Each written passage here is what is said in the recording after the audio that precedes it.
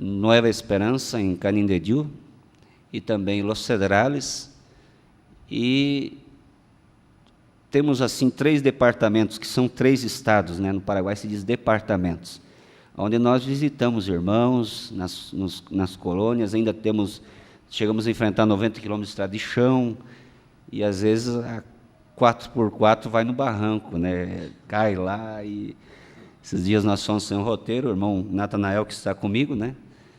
Se colocar de pé, irmão Natanael e esposa.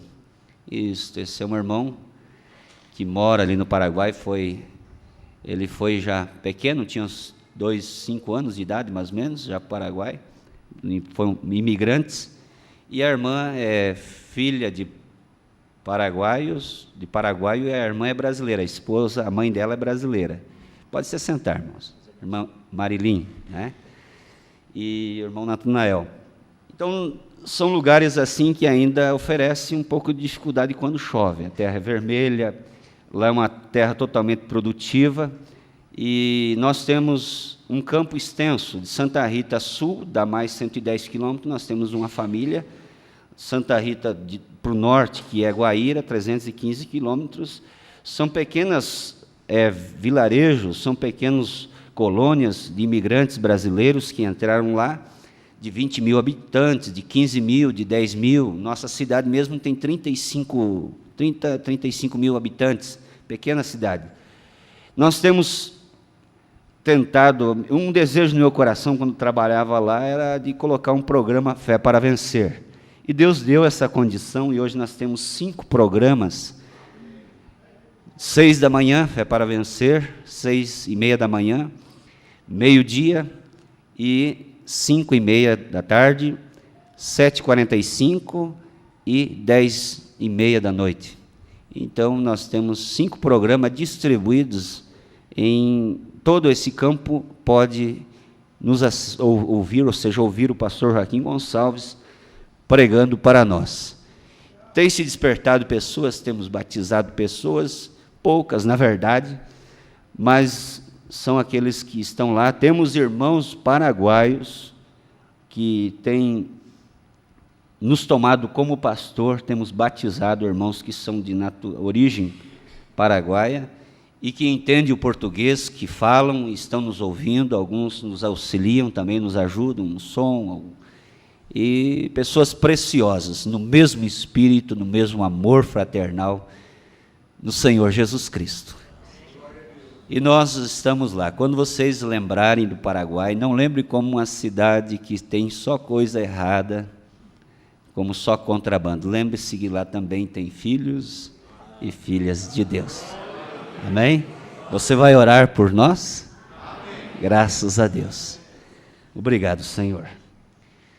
Muito bom falar, expressar, isso tranquiliza, ameniza, né? Então, Canindeyú é o senhor. Canindeyú é. Canindeyú é o estado, que lá eles falam departamento, né? É o estado de Canindeyú, quando anuncia na internet, é a nossa igreja. E eles estão em conexão, nossa saudação fraternal. Cidade Boa Esperança. A cidade é Nova Esperança. Né?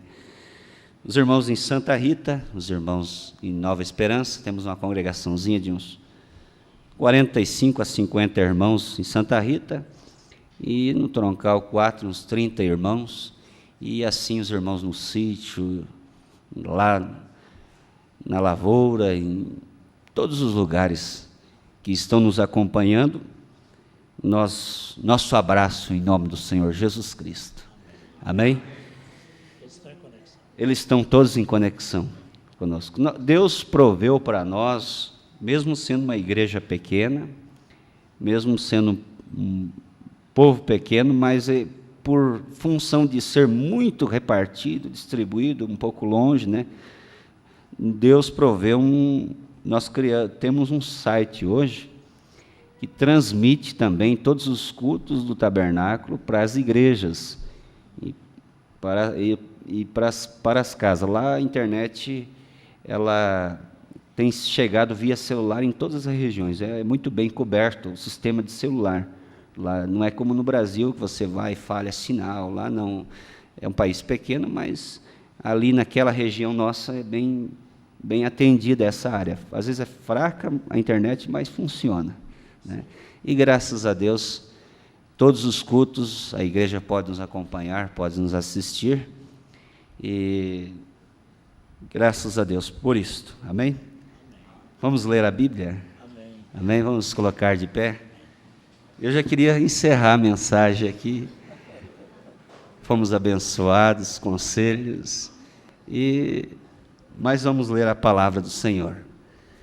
Aos Hebreus, no capítulo 4, no versículo 1 e 2. Lembrando que nós vamos repetir aquilo que vosso pastor tem ensinado. Não temos uma nova mensagem, não temos uma mensagem especial. A mensagem do profeta é especial, todo o tempo. Você lê uma mensagem, você ouve a mesma mensagem 2 vezes, 3 vezes, 4 vezes, e ela fica mais gostosa, mais saborosa. Então vamos fazer isso em nome do Senhor Jesus Cristo.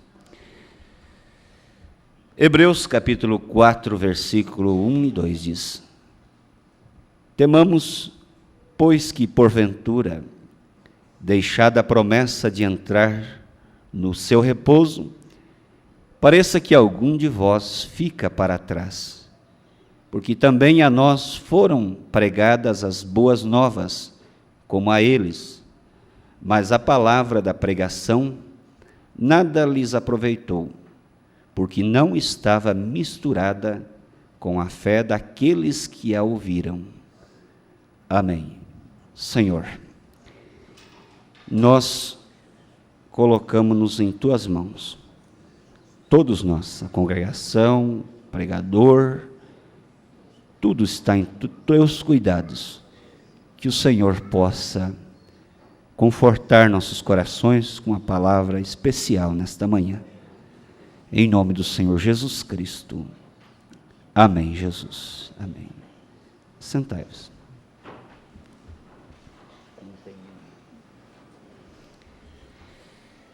Amém.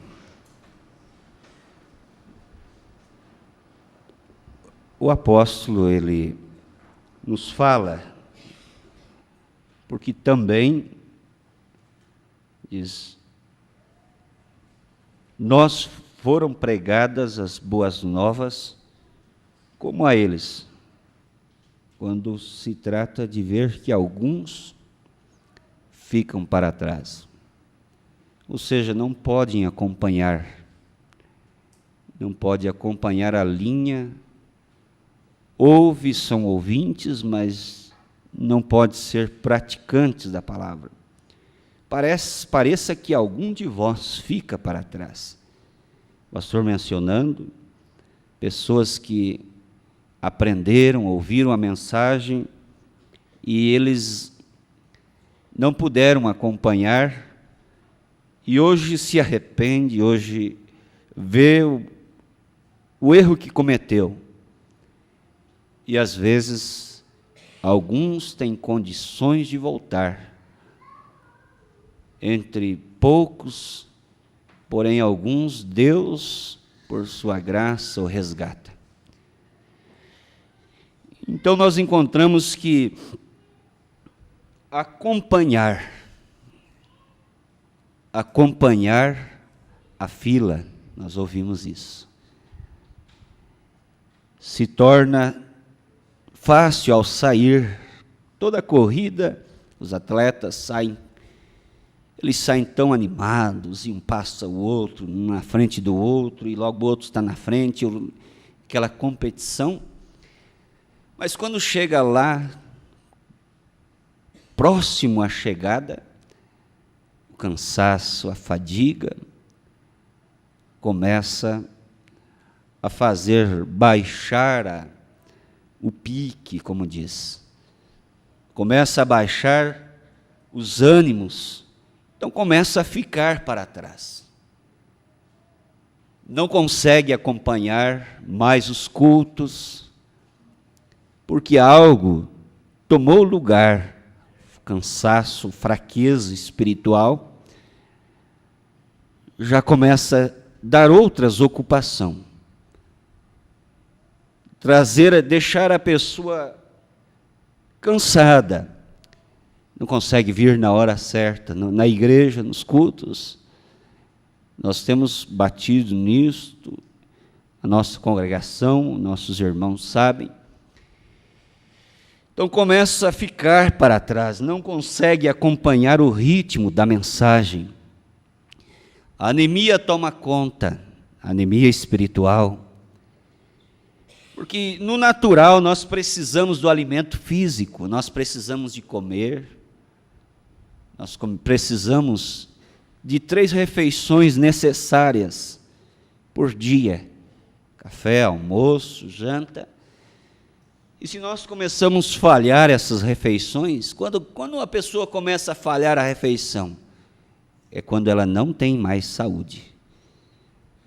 A saúde começa a fracassar. Acaba o apetite de comer certas comidas que pareciam tão boas. E assim também é no sentido espiritual. Aquela dedicação de oração antecipada, de vir ao altar orar, começa a perder o valor, porque começa a chegar mais tarde, e o sono começa a vencer, os cansaços, as ocupações, às vezes fica até mais tarde nas redes sociais, e o horário do culto começa a ficar para trás,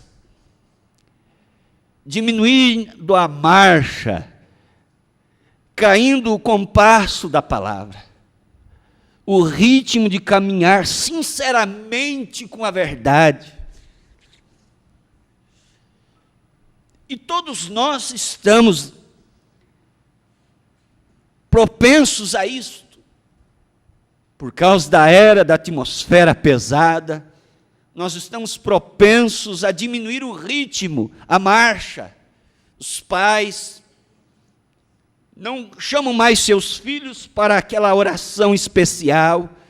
Eu disse, creio que foi quarta-feira passada, domingo, já começa a se enfadar dos cultos em casa, das orações antes do café.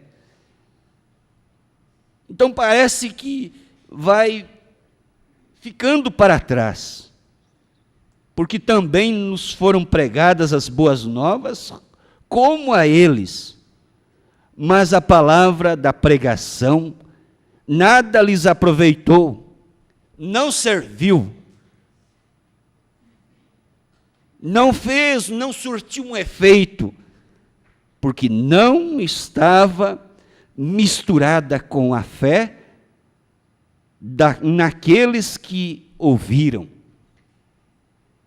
Sem fé é impossível agradar a Deus. É necessário se ter fé. E a pessoa começa a baixar seu ritmo e começa a ter dificuldades para caminhar. A anemia espiritual começa a trazer o peso sobre o ombro, e você já não dá mais conta de caminhar. O profeta de Deus, na mensagem Véu Adentro, quando ele tinha feito aquela promessa a Deus, e quão difícil era para o profeta, a sua promessa foi não pedir dinheiro, oferta, e ele fez um propósito que quando ele não tivesse condições de ir no ministério, ele iria trabalhar outra vez. E Deus permitiu assim para ver se ele cumpriria a sua promessa. E muitas coisas que acontecem em nossa vida, mensagem eu sei, diz o profeta, é permissão de Deus. Deus permite aquilo vir até você, para ver o que você fará com aquilo. Quando nós fomos batizados, em nome do Senhor Jesus Cristo, nós dissemos, como foi nosso juramento, se for possível, as perseguições vierem, você daria a sua vida por amor ao Evangelho, amor ao Senhor Jesus Cristo? Aí nós dizemos, sim, eu darei. Mas quando chega um notebook, um celular, um aparelho em sua mão, você troca a vida eterna por algo tão banal, sem sentido. E como o pastor nos orientou nessa manhã, as coisas começam a entrar, parece que aquela peneira ali está furada, da sensibilidade para as coisas erradas, segurar as coisas erradas, rechaçar, recusar aquilo. Deus nos ajude, ajuda esta igreja, ajuda este povo, ajuda o meu campo, os irmãos que estão na transmissão, nossos adolescentes, nossos jovens. A maior batalha jamais pelejada, nós estamos em andamento agora.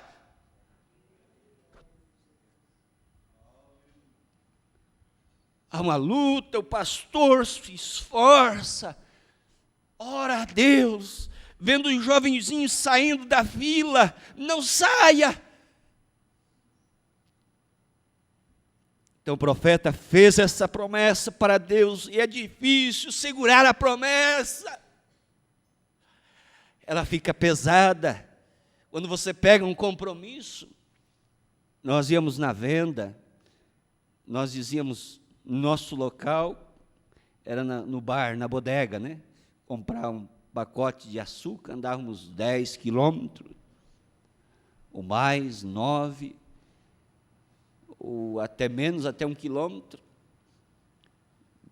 Nós mudamos em vários lugares.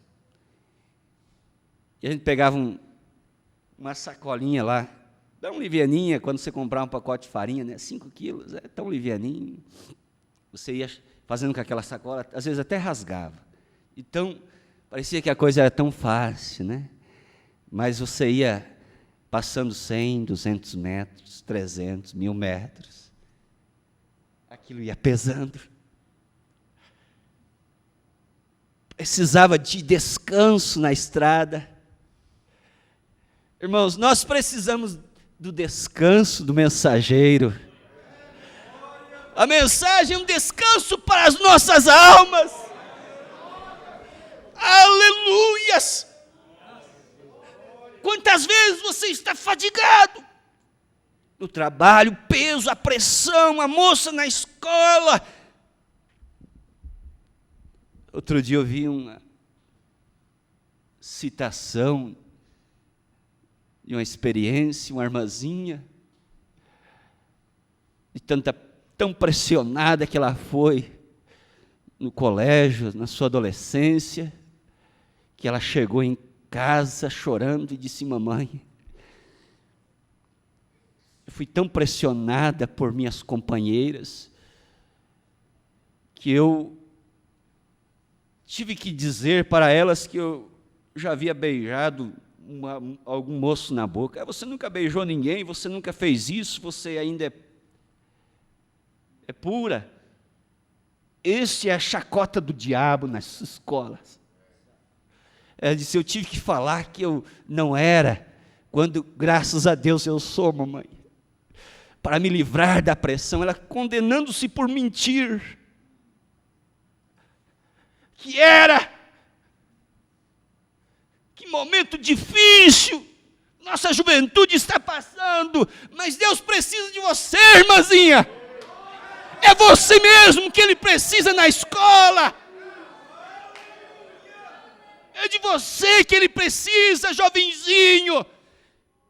Quando chega um aparelho desse em sua mão, você diz: graças a Deus, eu uso isso daqui, se eu tenho necessidade dele, é para o bem. Você consegue vencer, ou se você nem vai querer aquilo, você diz: é uma tentação, eu não quero uma tentação na minha mão, no meu quarto. Você não quer o diabo solto. Então você começa a fechar as janelas para não ver. É o maior perigo que existe. Outro dia eu vi aquilo me abalou, eu fiquei sem dormir.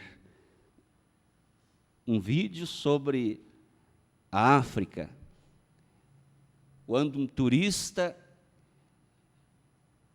impressionado com o movimento dos leões, e um carro parou assim, o outro carro parou do lado, e eles começaram a fotografar. Oh, todo mundo rindo, os leões na frente, o carro fechado. O leão não ataca o carro, porque para ele, aquele carro é um animal maior do que ele. Ele não dá conta de atacar. Mas então os leões, 5 ou 6 deles ali, e os carros pararam perto e fotografando. Mas logo aquela família inteirinha dentro do carro. 2 famílias, 2 carros, 2 famílias. Eles começaram a baixar a guarda. A mocinha lá atrás baixou o vidro. A mocinha, não baixa a guarda. E ela tirava a máquina para fora. Não foi o suficiente, ela começou a fotografar, curiosidade para algo de dentro. Com o vidro fechado, dentro da proteção, mas a janela estava aberta, o vidro estava meio embaçado. E talvez ela quis tirar uma foto mais clara. Ah, irmãos, que perigo nesta hora. Você começa a ter contato com o mundo e pensa, não tem problema, eu vou baixar um pouquinho. Eu vou dar uma olhadinha só. Eu vou assistir mais ao vivo a coisa, porque na verdade eu não vou cair nisso, eu não vou ser pego, eu estou cuidando. Que perigo, meu Deus, livra minhas irmãs, livra meus irmãos, jovens, adultos. Ela começou a achar, logo tirou o corpo para fora. E tirou o corpo para fora e começou a fotografar. Mas, por minha surpresa, o pai de família abriu a porta e saiu para fora. Meu Deus, pai de família. E às vezes, Deus nos dê graça como pastores, de ver esse perigo rodeando. Como nós temos muitos problemas no sul, de pastores que saem da proteção do companheirismo correto, e sai ao léu de espíritos selvagens. Ministros, irmãos, nunca faça isso. Nunca saia da guarda, nunca saia do companheirismo. Pai de família, nunca saia da guarda, nunca saia do companheirismo. E aquele homem, logo não foi suficiente abrir a porta, ele saiu para fora. E foi entre os 2 carros e começou a fotografar. Não deu 3 ou 4 segundos, havia uma leoa atrás de uma moita, atrás do carro. E ela se lançou sobre ele e o derrubou no meio dos leões. E serviu de jantar. Bebê na cadeirinha, chorando, mamãe chorando, igreja chorando. Desespero daquele homem para sair das garras dos leões. Mas não conseguia, tarde demais, não tem volta.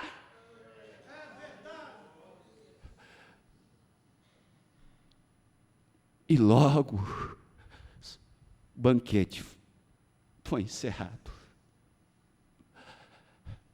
Aquilo bateu em mim. E eu fiquei pensando, preocupei-se com o meu campo, preocupei-se com meus jovens, preocupei-se com a minha igreja. Eu disse, vamos cuidar, irmãos. Os falatórios de irmão contra irmão devem cessar. Porque vamos falar mal uns dos outros, que Tiago nos disse. Tiago nos deu este grande conselho para nós. Ele nos aconselhou essas grandes coisas.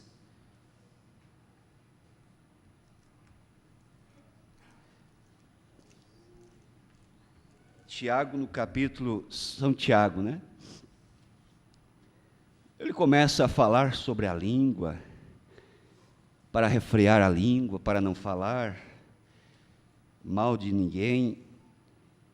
E nós sabemos que ela incendeia mesmo, é como um palito de fósforo. Mas aqui em Tiago capítulo 4, diz assim, no versículo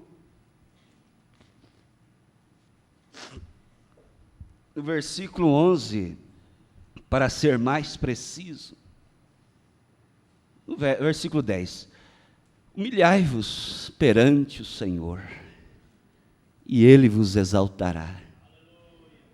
Irmãos, não faleis mal uns dos outros, não fale mal, não fala mal uns dos outros.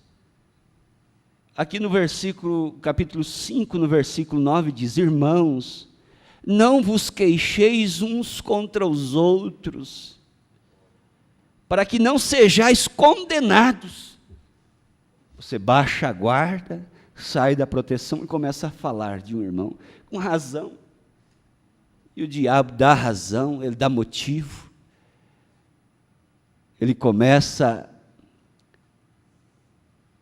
a dizer, e ele opera na razão.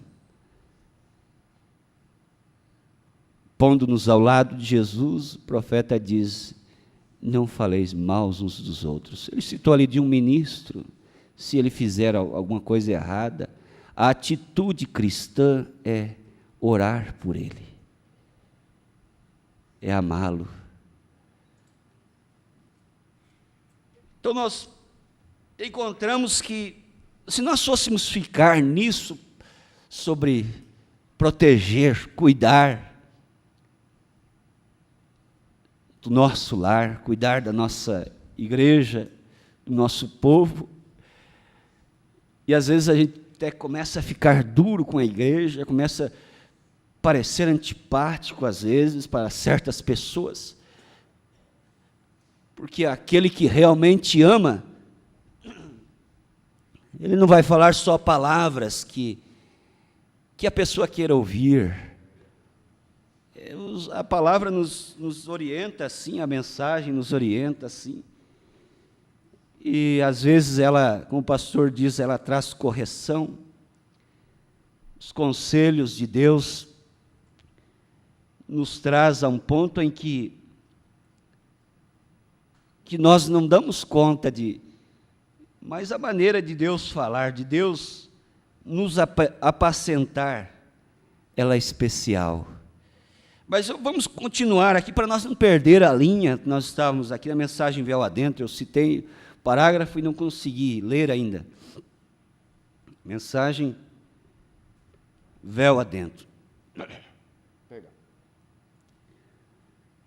O profeta diz, no 29, diz, eu disse, não estou fazendo certo. Quando ele começou a trabalhar com o irmão Woods, reformando casas, né? A oferta não estava dando suficiente para ele sobreviver. Ele disse, isso entristeceu a minha esposa e a Billy.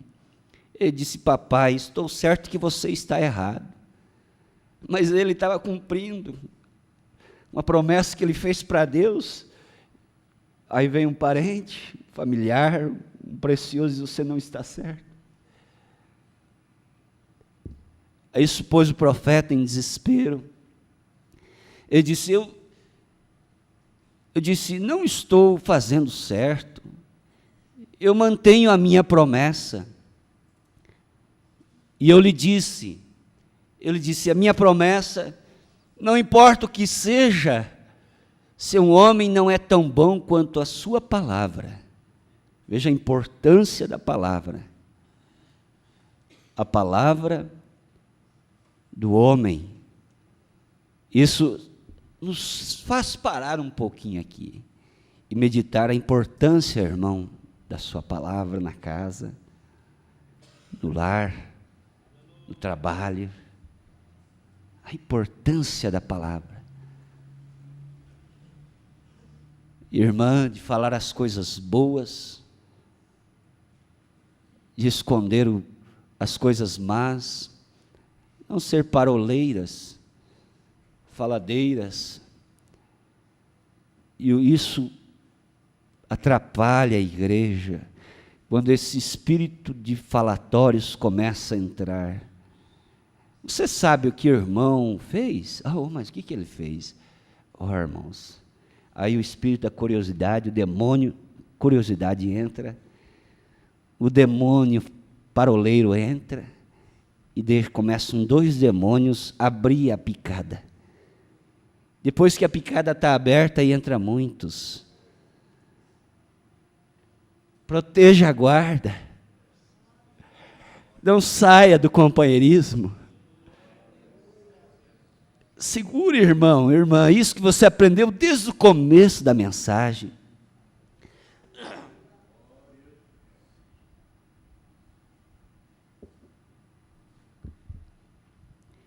Um homem não é bom, não é tão bom quanto sua palavra.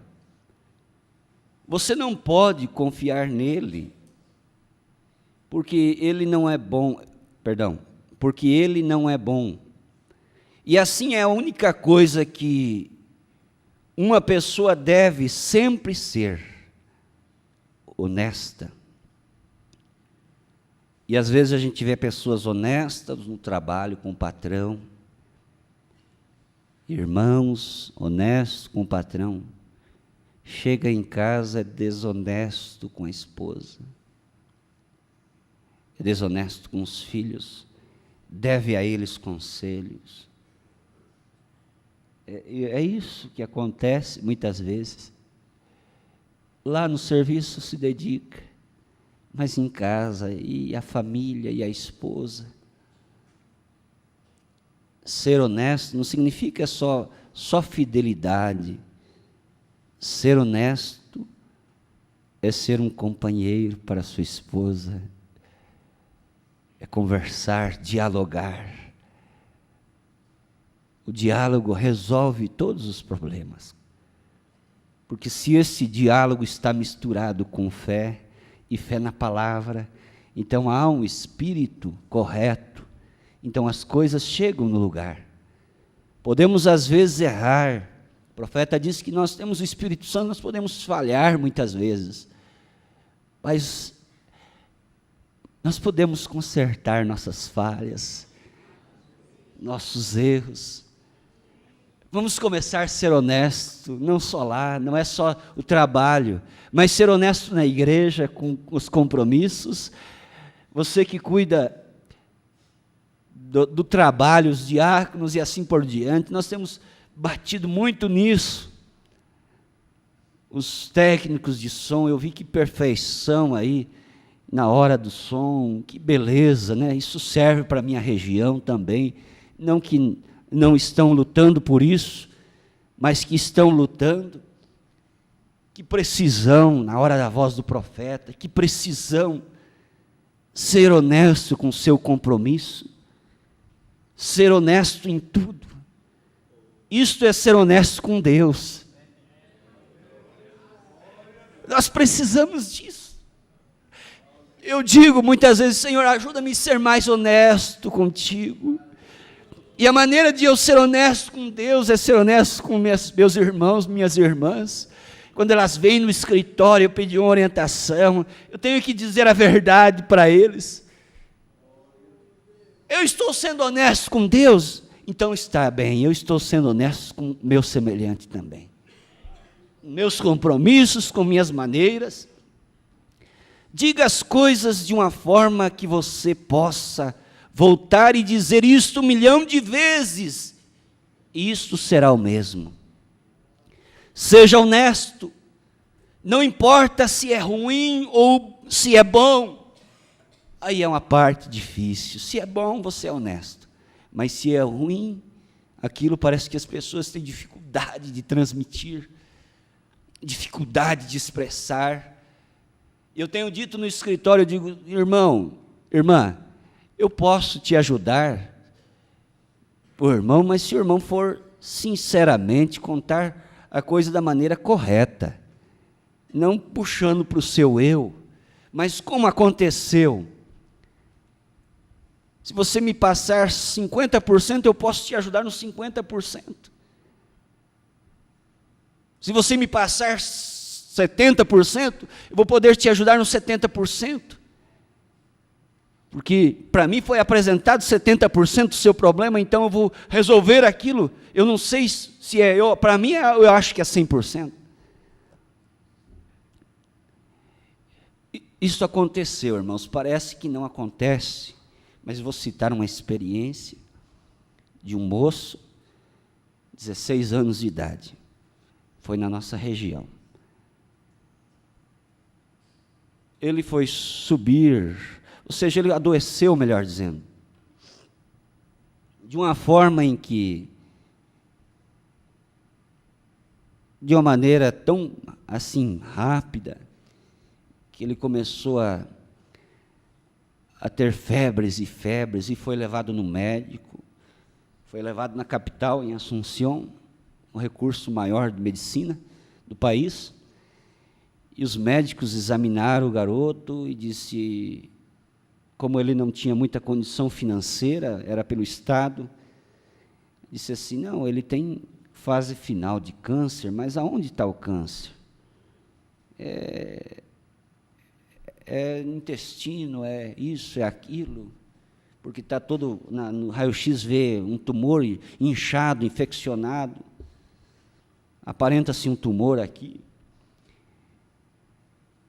E ele vai para casa, a gente foi visitar, ele não é da nossa igreja, ele era católico, a gente foi a pedido de um vizinho, irmão, lá no sítio, na colônia, e nós fomos visitar ele. Eu perguntei para ele, conversando em espanhol, perguntei para ele como começou, o que aconteceu. Ele disse assim para mim, eu fiquei doente, estou nessa cama, e um jovem de boa aparência, e ele não expressou o que aconteceu com ele. O certo é que depois fomos a descobrir que ele havia subido em um pé de laranjeira com seu irmão, deslizado. Na hora que foram lavar o corpo, viram que um espinho havia entrado na região do reto. É vergonhoso falar, mas isso. E aí, então, ele tinha vergonha de expressar o que havia acontecido, e poucos dias aquilo virou um teto, e ele faleceu. Ele foi no recurso, chegou diante do médico e não contou a verdade. Depois nós fomos, perguntamos para ele, como começou isso, ele não falou a verdade. Muita simplicidade. Muita vergonha mata. Mata. Nós temos que ser sinceros. Deus nos ajude a não sermos tímidos demais e confessar nossos pecados para o sacerdote, e ele apresenta a Deus. E aí então seu irmão geme, disse assim, eu lembro-me agora, quando encontraram o espinho e tiraram, eu lembro-me agora de que resbalou, tem alguns dias atrás ali, e ele deu um grito de ai. Oi! E quietou, nem para seu irmão. Ele não teve coragem de falar. Irmãos, é vergonha demais. Parece que isso não é verdade, mas aconteceu. Por isso que quando você entra no escritório, Você entra na presença de Deus. Se você mentir ali, Deus sabe. Se você não for sincero ali, Deus sabe. E Deus vai te ajudar se você for honesto. De hoje em diante, de agora em diante, vamos fazer um propósito para Deus, mas um propósito que vamos cumprir, dizendo: Senhor, eu quero ser mais honesto. Eu quero ser mais sincero. Sincero com minha esposa. Honesto com ela, honesto com os meus filhos, nos conselhos, nas orientações. Honesto com os meus filhos em trazer na escolinha na hora certa. Não chegar, a escolinha está começando, ensinando para os filhos que eles podem chegar atrasado. Isso é para o meu campo, eu estou pregando para a minha igreja também. Eu sei que vosso pastor vos doutrinou, vos põe na linha correta. E Deus, quando arde, Ele fala, queima em nossos corações, nós temos que dizer a verdade. Ou dizemos a verdade ou não falamos nada.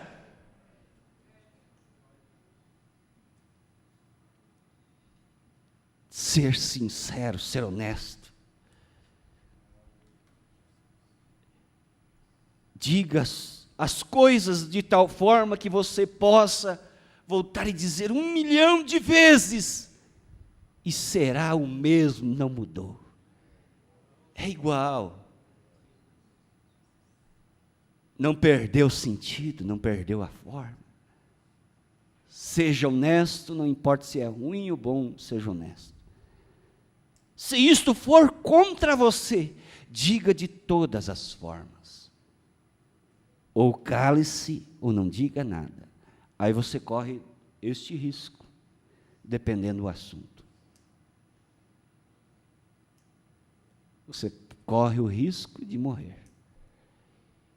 Não morte só natural, mas quando uma pessoa cala-se, não conta toda a vergonha, a timidez não deixa. Ele fica rodeando, às vezes, 1 hora ali em volta, 2 horas, em vez de ir direto para o assunto. Irmãos, que dificuldade. O assunto é: pastor, eu estou errado. Eu fiz isso, em vez de chegar, não. Vai tentando defender os elos, vai tentando armar uma proteção em volta do seu problema e se jogar como vítima, se justificar antes de pedir orientação. Tenta desarmar o ofício.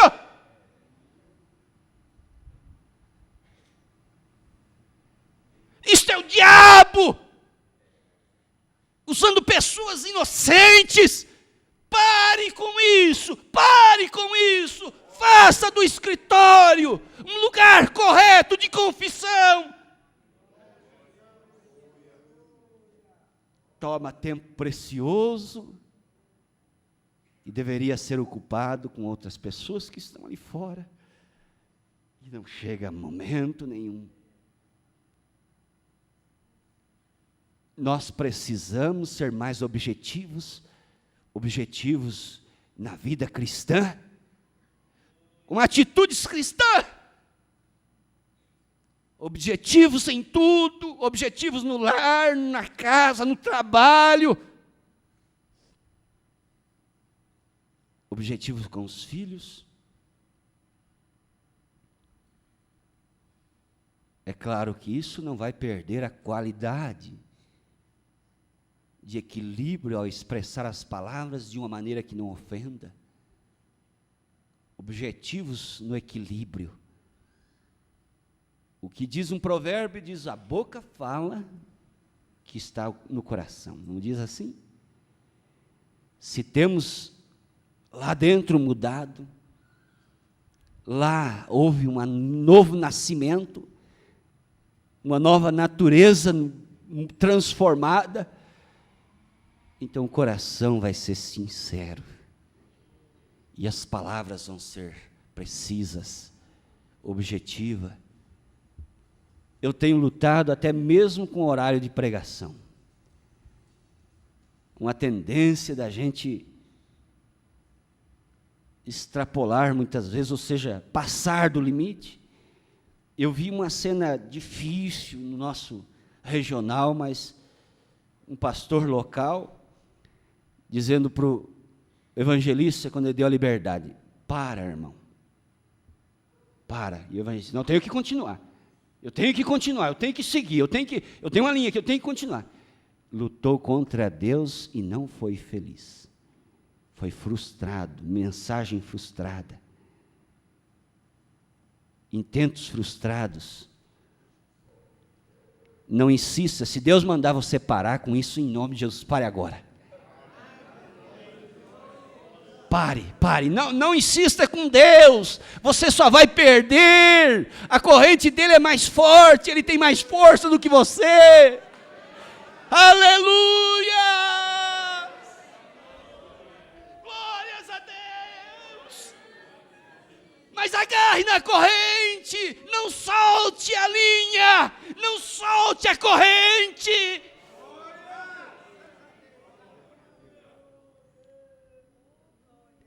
Agarre e diga: oh, leva-me, Senhor, carrega-me, Senhor. É bom ser dirigido por Ti, é gostoso saber, eu sou um servo de Deus, eu sou uma serva de Deus.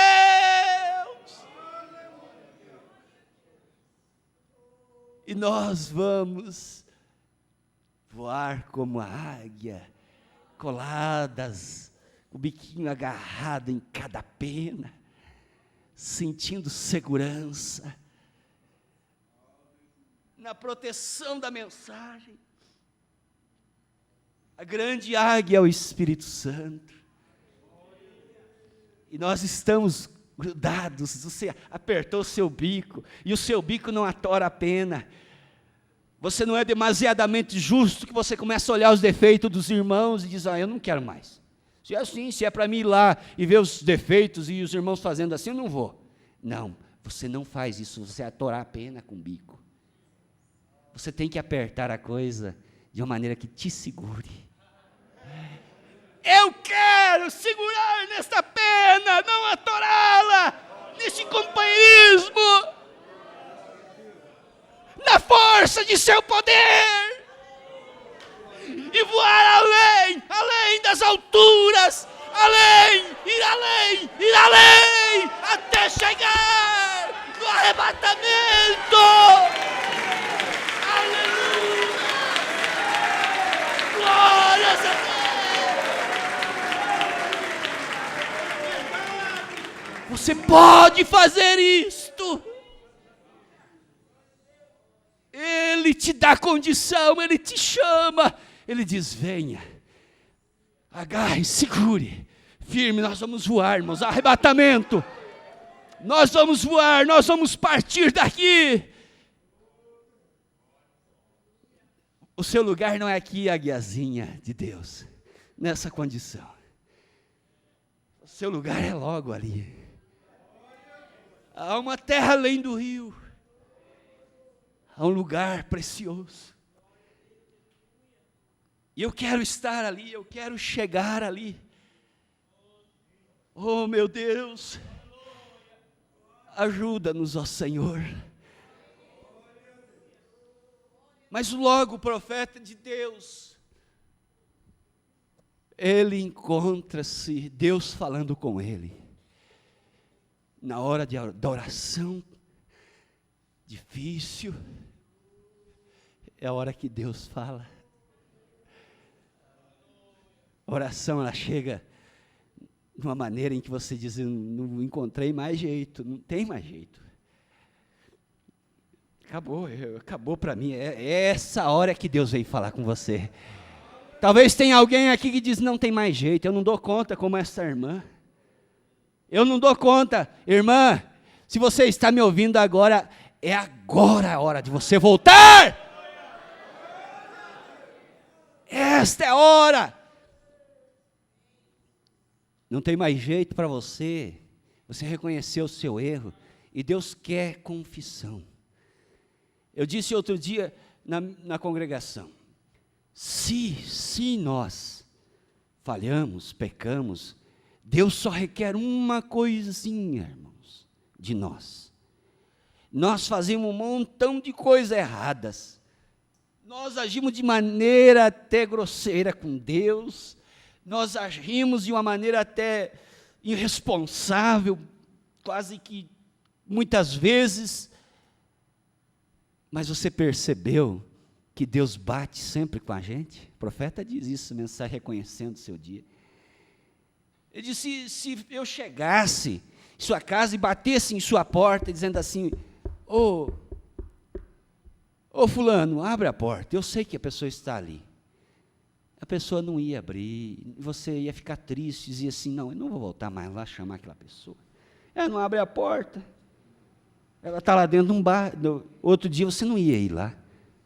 Diz, não, não bateu, eu não abriu ontem, eu não vou ir lá bater de novo. Não vai abrir hoje, você bate segunda vez, até pode ter uma segunda vez. Você vai lá, bate. O profeta mencionou isso. Eu só não tenho a mensagem aqui. Aí bate segunda vez. Você desiste como humano. Você desiste. E às vezes a gente, como pastor, cansa e desiste. Mas você vê que a unção vem e te cobra e te faz insistir, bater na mesma tecla. A unção vem. O homem exterior desistiu, mas o interior não. Ele persiste. Ele continua persistindo,